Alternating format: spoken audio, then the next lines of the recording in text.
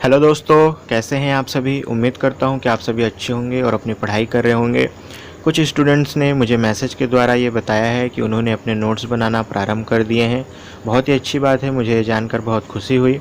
और जिन विद्यार्थियों ने अब तक नोट्स बनाना प्रारंभ नहीं किया है, मैं उनसे यही कहना चाहूँगा कि जितना जल्दी हो सके आप अपने नोट्स बनाना चालू कर दें, क्योंकि इससे आगे चलकर आपको बहुत फ़ायदा होने वाला है। हम संज्ञा पढ़ रहे हैं और इससे पहले के वीडियो में हमने संज्ञा की परिभाषा और संज्ञा के प्रकार के बारे में पढ़ा था। आज की इस वीडियो में हम उसके आगे विस्तार से चर्चा करेंगे। तो चलिए दोस्तों, आज की पढ़ाई शुरू करते हैं। संज्ञा के प्रकार में हमने सर्वप्रथम व्यक्तिवाचक संज्ञा को देखा था, तो यहीं से हम प्रारंभ करते हैं प्रकारों को समझना। व्यक्तिवाचक संज्ञा, तो व्यक्तिवाचक संज्ञा किसे कहते हैं, या एक प्रकार से कह लें कि इसकी क्या परिभाषा है, हम कैसे जानेंगे कि व्यक्तिवाचक संज्ञा क्या होती है। तो वो कुछ इस प्रकार से है।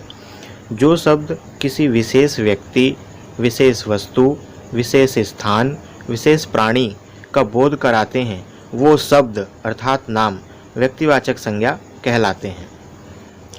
परिभाषा जानने के पश्चात जरूरी है कि इसको अच्छे से समझने के लिए हम इसके कुछ उदाहरण देखें। तो व्यक्तिवाचक संज्ञा के कुछ उदाहरण इस प्रकार से हैं। चलिए देखते हैं कि वो उदाहरण कौन से हैं।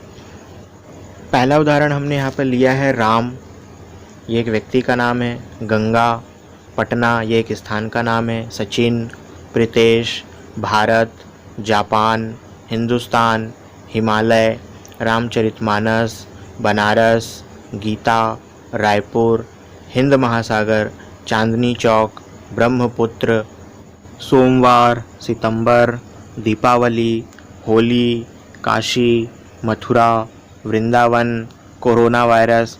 दोस्तों, इसको मैंने यहाँ पर इसलिए लिया है क्योंकि आजकल समसामयिकी में ये काफ़ी ज़्यादा प्रचलन में है और परीक्षा में हो सकता है कहीं पूछ दे कि भाई ये कौन सी संज्ञा में आता है, इसलिए मैंने इसको यहाँ पे लिख दिया है। यमुना, कमला, महेंद्र, महेश, आशुतोष। दोस्तों, व्यक्तिवाचक संज्ञा क्या होती है, किसे कहते हैं, उसकी परिभाषा आपने जान लिया, समझ लिया। उसके उदाहरण को भी आपने देख लिया और समझ लिया होगा कि किसे कहते हैं व्यक्तिवाचक संज्ञा। इसमें एक बात आपको ध्यान रखना है कि व्यक्तिवाचक संज्ञा होने के लिए और व्यक्तिवाचक संज्ञा को पहचानने के लिए एक ही मात्र शर्त है, और वो शर्त ये है कि विशेष नाम होना चाहिए। यदि विशेष नाम है अर्थात वो व्यक्तिवाचक संज्ञा के अंतर्गत है। यदि विशेष नाम नहीं है तो वो कोई दूसरे प्रकार की संज्ञा हो सकती है। इसलिए किसी भी भ्रम की स्थिति से बचने के लिए आपको परीक्षा में या सवाल में कोई भी दिक्कत परेशानी हो तो ये ज़रूर जांच लेना है कि क्या वहाँ पर किसी विशेष नाम का प्रयोग हुआ है या नहीं। यदि विशेष नाम का प्रयोग हुआ है अर्थात वो व्यक्तिवाचक संज्ञा है। संज्ञा का दूसरा प्रकार है जातिवाचक संज्ञा। तो ये जातिवाचक संज्ञा किसे कहते हैं, या यूँ कह लें कि इसकी परिभाषा क्या है, कैसे जानेंगे। तो वो कुछ इस प्रकार से है। जो शब्द अर्थात नाम किसी जाति समूह का बोध कराता है, वह शब्द जातिवाचक संज्ञा कहलाता है। दोस्तों, अब आपको इसमें जाति को ढूंढना है। व्यक्तिवाचक संज्ञा में जैसे मैंने आपको बताया कि उसमें एक आपको विशेष नाम देखना है, और जातिवाचक संज्ञा में आपको ये देखना है कि जो शब्द आपको दिया गया है क्या वो किसी जाति के बारे में बताता है। यदि वो किसी जाति के बारे में बताता है अर्थात वो जातिवाचक संज्ञा के अंतर्गत आएगा। जातिवाचक संज्ञा को और अच्छे से समझने के लिए हम इसके कुछ उदाहरण देख लेते हैं, जिससे हमको पता चल जाएगा कि किस तरह के शब्दों को जातिवाचक संज्ञा के अंतर्गत रखा जाएगा।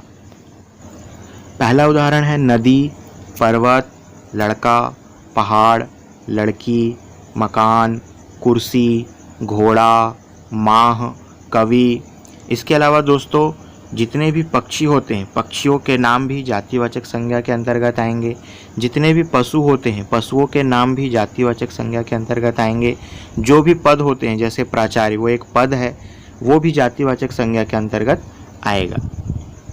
दोस्तों, जब कभी भी आपको परीक्षा में संज्ञा से संबंधित कोई प्रश्न दिया जाए, कोई शब्द दे दिया जाए और पूछा जाए कि ये कौन सी संज्ञा है बताइए, तो मेरी ये सलाह है आपको कि आप किसी भी तरह की कोई हड़बड़ी ना करें। आप शब्द को ये जान लें, परख लें कि क्या वो किसी व्यक्ति का नाम है या किसी जाति का वो बोध करा रहा है। जैसे अभी हमने जातिवाचक संज्ञा के बारे में पढ़ा, तो आपको शब्द को देख के ये समझना है कि क्या वो किसी जाति के बारे में बता रहा है या किसी व्यक्तिगत नाम के बारे में बता रहा है। उसके आधार पर आपको ये चयन करना है कि वो कौन सी संज्ञा के अंतर्गत आएगा। दोस्तों, अब मैं आप लोगों से एक सवाल करने जा रहा हूं और इसका जवाब आप लोग को वीडियो के कमेंट बॉक्स में बताना है। यदि आपको पढ़ाई अच्छे से समझ में आ रही है तो आप इसका सही सही जवाब बिल्कुल दे पाएंगे और मुझे भी इससे पता चल पाएगा कि आप लोग कितनी तैयारी कर रहे हैं। सवाल आपके सामने है। आज हमने व्यक्तिवाचक संज्ञा और जातिवाचक संज्ञा के बारे में पढ़ा है। गंगा, यदि गंगा नाम कहा जाए तो ये किसी व्यक्ति का नाम है, तो ये व्यक्तिवाचक संज्ञा हो गई। अब यदि नदी के बारे में कहा जाए तो नदी कहने से जाति के बारे में पता चल रहा है, तो ये जातिवाचक संज्ञा हो गई। अगर इन दोनों को मिला दिया जाए और ये कहा जाए कि गंगा नदी, तब कौन सी संज्ञा होगी? यही आज आपका सवाल है। आपको बताना है कि ये कौन सी संज्ञा के अंतर्गत आएगा। मेरे प्रिय विद्यार्थियों, मुझे उम्मीद है कि जिस तरह से आप सभी क्लास में उत्तर देते हैं उसी प्रकार से इस सवाल का जवाब भी वीडियो के कमेंट बॉक्स में आप लोग अवश्य देंगे। यदि कहीं पर भी आपको कुछ दिक्कत लगती है तो वीडियो को आप दोबारा देखिए, तिबारा देखिए, लेकिन आपको इस सवाल का सही जवाब मुझे कमेंट बॉक्स में बताना है। तो मुझे इंतज़ार है कि आप में से कितने विद्यार्थी हैं जो इस सवाल का सही जवाब देते हैं। यदि आपके किसी प्रकार के कोई अन्य प्रश्न हो तो उसको भी आप कमेंट बॉक्स में अवश्य पूछ सकते हैं।